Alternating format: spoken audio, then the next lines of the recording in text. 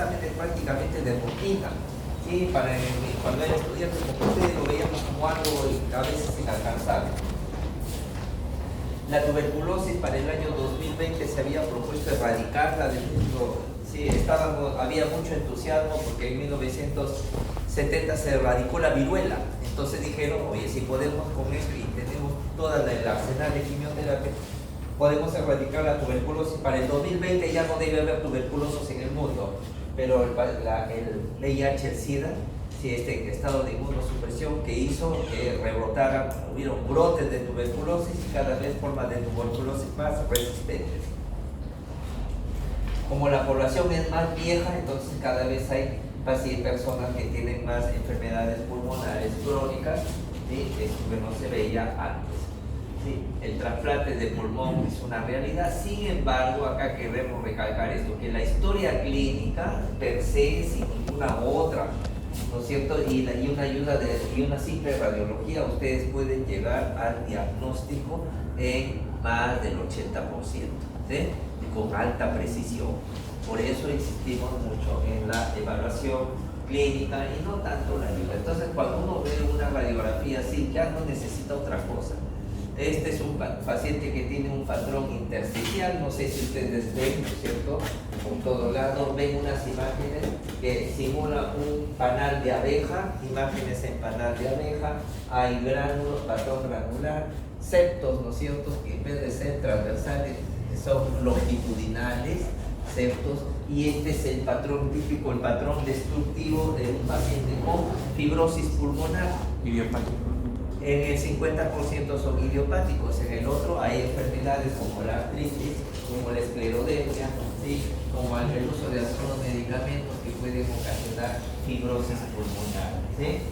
Ahí está, entonces, esto de una radiografía y ya tienes el diagnóstico, no necesitas mayor problema. Entonces la historia clínica, su historia social, su historia ocupacional ya les puede orientar hacia qué tipo ama de casa que cocina todavía con biomasa, con leña, ¿sí? O con bosta, que son las heces del ganado desecado, enfermedad pulmonar obstructiva crónica, ¿no es cierto? A veces los síntomas son confusos y ahí donde la experiencia, la práctica diaria te va a ayudar a orientar si estás ante un problema, ¿no es cierto? Por ejemplo, acá, tos, en vez de sibilancias puede ser la única forma de presentación de asma nocturna. Pacientes que en el día están bien y en la noche empiezan a toser. Y ese puede ser el único síntoma y tú haces el diagnóstico de asma nocturna, espirometría, y con eso compruebas si estás o no en lo cierto, ¿sí? La presencia de sibilancias, ¿no es cierto? Miren, puede en la noche, ¿no es cierto? Puede no necesariamente ser un problema respiratorio. Hay pacientes que tienen esofagitis de reflujo, ¿sí? Y eso en la noche, sobre todo, a ver la regurgitación, estimula el vago y el vago estimula broncoconstricción y el paciente, porque de noche hay reflujo y eso puede ser la responsable de las sibilancias y no un asma, una esofagitis de reflujo.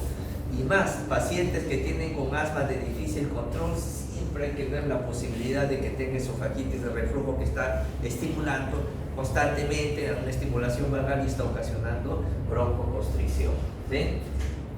La sibilancia también puede ser por redistribución del flujo, en el caso de edema pulmonar, y se puede ver en asma. Un paciente con edema pulmonar de origen cardíaco puede tener sibilancia y a eso se le llama asma cardíaca. La causa es diferente, no es por broncoconstricción, sino por congestión. Si bien es cierto, la historia del tabaquismo se asocia a cáncer de pulmón y con el uso del metotrexate, que se utiliza para muchas enfermedades inmunorreumatológicas, puede ocasionar fibrosis pulmonar. Por eso te decía que ya idiopático sí todavía existe en alrededor de un 50%, ¿sí? Y entonces cuando uno ve una tomografía, ven ustedes ahí esa imagen. Entonces en radiología hay dos imágenes que no se pueden nadie se debe equivocar: lo que es una bula y lo que es una caverna. La bula, ¿no es cierto?, se diferencia porque la pared es menor o igual a 1 milímetro. Es delgadísima la pared. En cambio, la caverna, la pared es mayor de 1 milímetro, ¿sí? La pared de la pared, ¿sí? Estamos hablando. Y si nosotros vemos esta imagen de acá, ¿no es cierto? Vemos la pared, es gruesa, ¿sí? Y esa pared gruesa que denota que estamos ante una caverna, ¿sí? Y dentro de la caverna ha crecido, ¿no es cierto? Hay algo que ha crecido dentro de la caverna. Entonces, ha crecido algo y está dejando, si lo ven ahí, esta imagen que se conoce como la imagen de media luna. ¿Sí? Parece una luna, ¿sí? ¿Se nota o no? Arriba, esa imagen como si fuera de una luna, ahí. Y eso es típico, ¿no es cierto?, de un hongo que ha aprovechado la caverna, ¿sí? El Aspergillus, ¿no es cierto?, Aspergillus. Y como ha hecho la forma de masa, entonces se llama Aspergilloma, el signo de la media luna, ¿sí?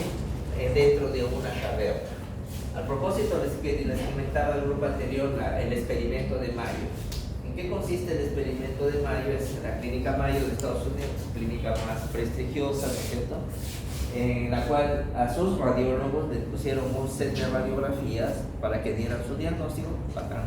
6 meses después le vuelven a poner el mismo set de radiografías y los diagnósticos fueron diferentes, excepto en 2 patologías, en la mula y la caverna. Entonces, cuando un radiólogo le dice imagen cavitaria o imagen bulosa, denle crédito, confíen. En el resto no le crean nada, ¿sí? Porque es así. Mayo lo describió, ¿sí? Ese es el famoso experimento de Mayo, de los cuales no dice nada los radiólogos, no lo ¿sí? Algunas características físicas del esputo, ¿no es cierto?, pueden ayudarnos al diagnóstico, pero siempre cuando lean un informe de un análisis del esputo, siempre fíjense en esto de acá. Tiene valor si en la muestra les dice que en la cantidad de neutrófilos que hay es más de 25 y de células epiteliales es menos de 10. Si no cumple este requisito, no es una buena muestra. Quiere decir que solamente ha sido, si tiene más células epiteliales, probablemente ha sido solamente saliva, nada más. No vale esa muestra, no le den crédito, ¿sí? Porque hay que ver, tiene que ver mucho. Y si es así, y entonces les dice de que esa muestra tiene el color rojo oxidado, rústico, es anaranjado como ladrillo, sí, créanme, ahí se correlaciona fuertemente con la presencia de neumococo. Si tiene un color dulzón y verdoso, pseudomonas. Si es lechoso, el kilo por el carcinoma bronquioalveolar que ha roto algún vaso linfático, ¿sí?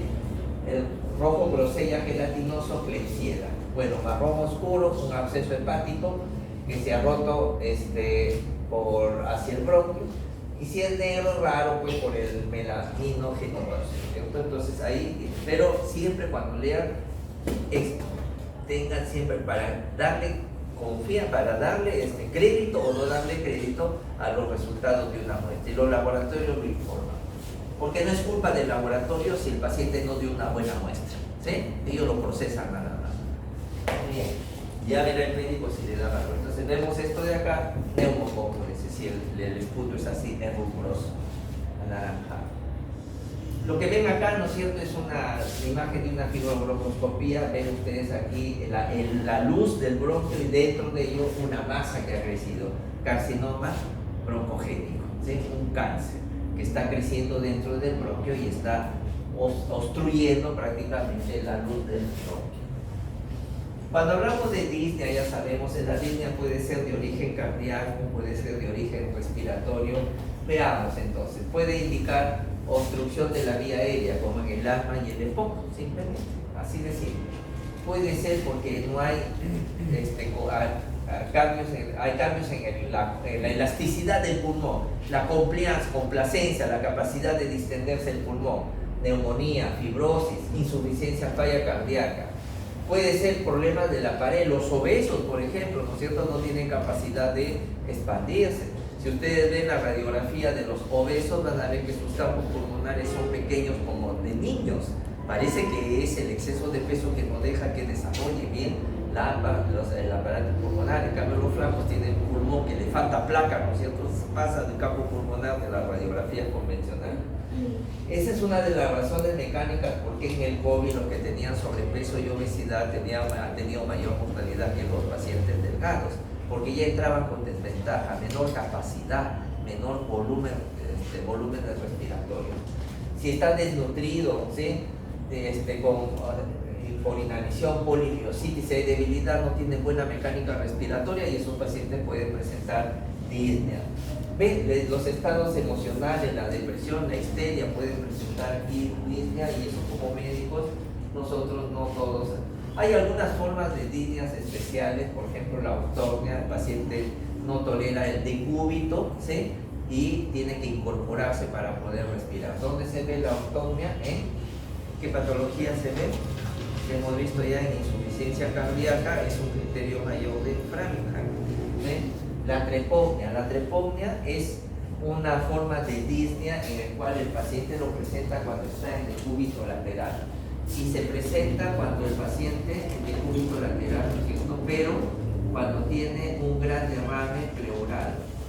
Entonces este es el derrame acá, y si se recuesta sobre el pulmón sano, el peso del derrame comprime el sano, no deja expandirse. El paciente se pone en decúbito dorsal o se coloca hacia el otro lado, y este pulmón sano ya se puede expandir. Entonces, trepopnia asociados a derrames pleurales, ¿sí?, y se presenta. La vedopnia, cuando el paciente se dobla, como quien dice, también se ve en insuficiencia cardíaca porque hay mayor congestión. Pero la platinea es algo curioso, ¿sí? Ahí les había puesto corazón, bueno, acá lo volvemos a repetir, ¿sí? La platinea, ¿no es cierto?, es la disnea que se presenta cuando el paciente está de pie. No tolera el de pie, le falta aire y tiene que recostarse. Y la platinea sí se asocia al 100% a la presencia de tumores primarios cardíacos, y uno de los tumores es el mixoma. El mixoma es un tumor que se encuentra en las aurículas y es pediculado, tiene un pie. Entonces, cuando el paciente se incorpora, está en bipedestación, el tumor tiende a caer y cierra la válvula auriculoventricular. En ese momento le falta el aire.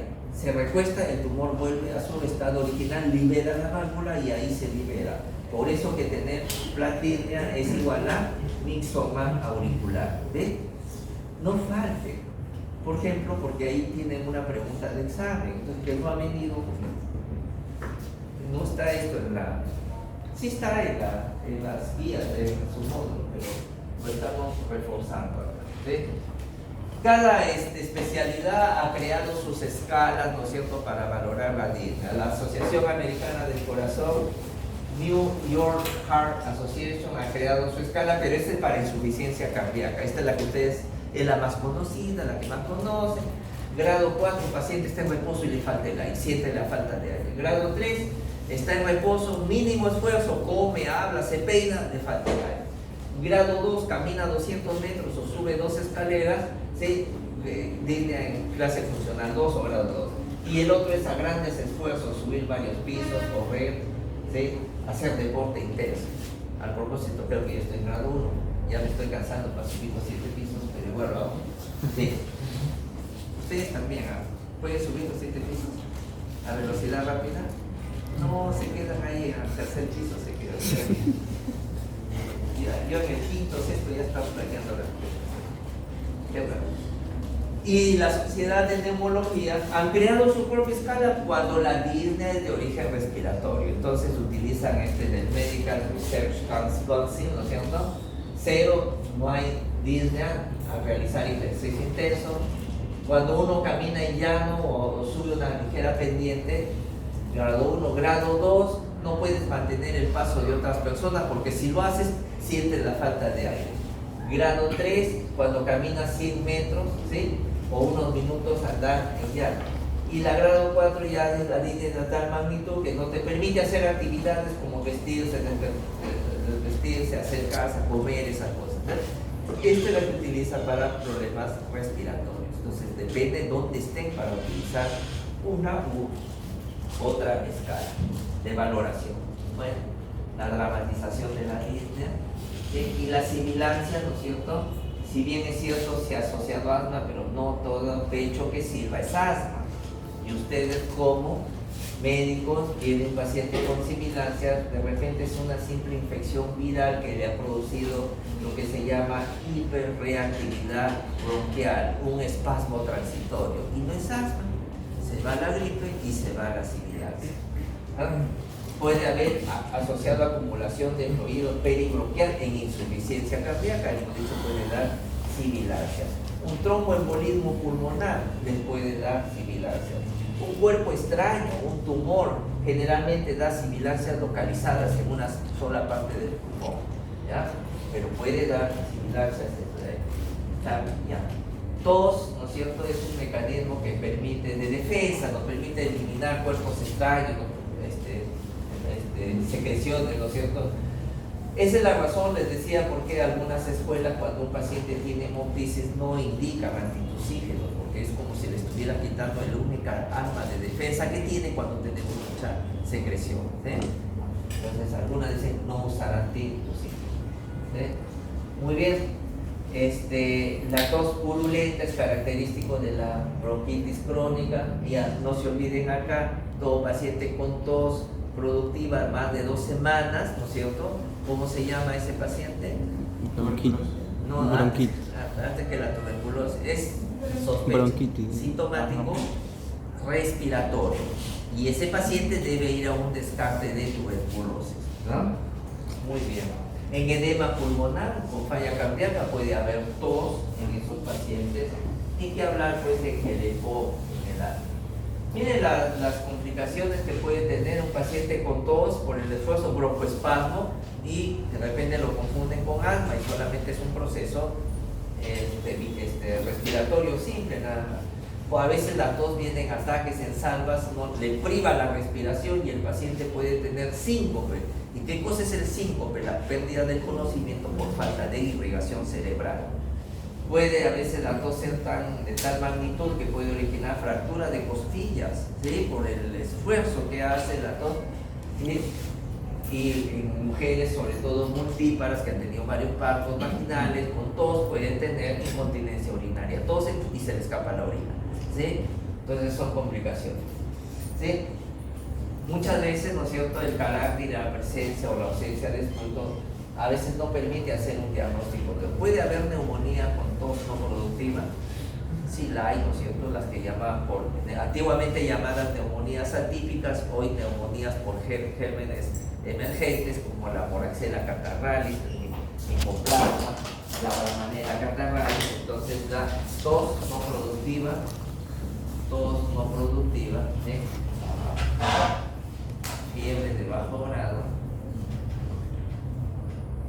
y en la radiografía de tórax un infiltrado pero de tipo intersticial, y esta es una neumonía por gérmenes, algunos gérmenes emergentes, antiguamente llamada neumonía atípica, pero el término ya cayó en desuso, ¿eh? Entonces, imagínense, por eso no siempre la presencia de esputo es que te dice si se da el diagnóstico, ¿verdad? Entonces, cuando vemos una radiografía así, no sé si ven ustedes un infiltrado acá, otro infiltrado acá, y da la sensación de que tiene 2 alas, ¿no es cierto? Y ese es el signo de alas en mariposa, que indica consolidación, compromiso, bilateral, periliar, simétrica, en edema agudo del pulmón. ¿Y dónde se da esto? En insuficiencia cardíaca, otro criterio mayor para criterios de fraude. Dolor torácico, ¿no es cierto? Puede traducir, cualquier estructura de la pared puede dar dolor torácico, y así que ese es como una caja de Pandora, a veces es una caja de sorpresa. La pleura, cuando se inflama, puede dar, o dicen, una pleuritis, y eso sí, el dolor es punzante, dolor, ¿no es cierto?, en punta de costal. Punta de costal es como si te metieran esas agujas con las que cosen, ¿no es cierto? Lo sientes así, exacerbada por la respiración, ¿sí? Entonces, un dolor torácico puede ser por inflamación de la pleura. Puede ser de la pared torácica, el famoso síndrome de Tietz, que es una costocondritis, ¿sí? Inflamación de la costilla, sin nada más. ¿Cómo detecto un síndrome de Tietz o costocondritis? Entonces, el paciente dice, doctor, siento que me duele acá. ¿Dónde es acá? Y presiona. Si replicas el dolor, es una costocondritis, a la dígito presión. La hipersensibilidad sifoidea, sifodalia, esto es interesante, mucho cuidado. ¿Por qué es importante tener en cuenta la sifodalia? ¿Qué función cumple el esternón? Aparte de ser un punto de anclaje pues, de la caja torácica. ¿Hay médula ósea en el esternón? Sí. ¿Es un centro productor hematopoyético de sangre? Sí, en el adulto, en la cadera, más la pelvis y el esternón son los dos centros principales de producción. Entonces, cuando los pacientes vengan por dolor en el esternón, que se llama sifodalia, siempre piensen que puede haber la posibilidad de infiltración del esternón por células malignas. ¿Y cuál es el cáncer que tiende a infiltrar ahí? O ser primario de la zona, las leucemias. Mucho cuidado con las leucemias porque pueden dar dolor óseo. ¿Y dónde? En los centros de replicación medular. ¿Cuál es? El esternón principalmente. La cadera está bien, pero como es un hueso grande, ¿sí?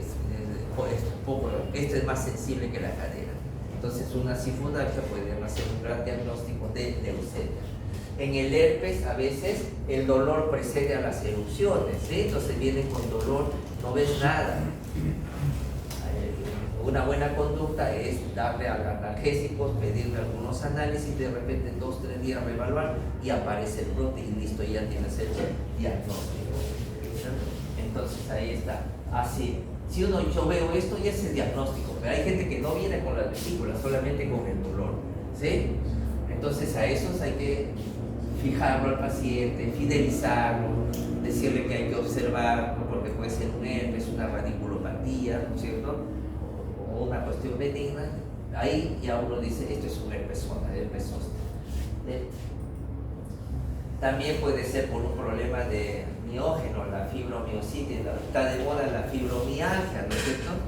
Es una enfermedad, no se sabe la causa, pero da dolor muscular. Entonces, y fracturas no reconocidas patológicas y lo que les decía, tumores, el mieloma, la leucemia, que infiltran los huesos de la.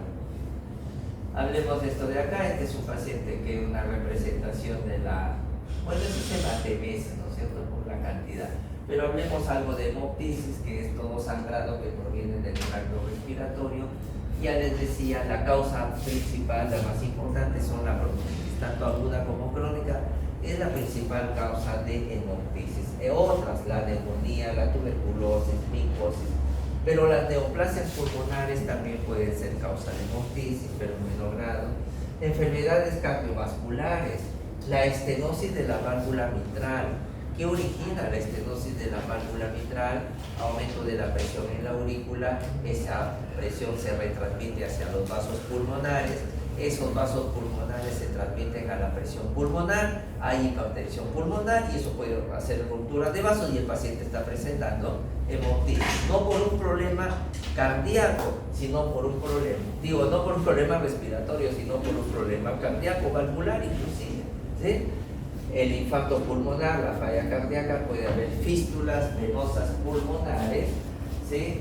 Por ahí ya se acuerdan de la enfermedad de, ¿cómo se llamaba? El Redlu-Osler-Weber, que hay telangiectasias también pulmonares, puede ahí sangrar. Y nuevamente lo que ven ahí es una imagen cavitaria, ¿sí? Si yo encuentro una caverna en los ápices pulmonares y estás en el Perú, ¿en qué sospecharías? Tuberculosis, ¿no es cierto? ¿Sí?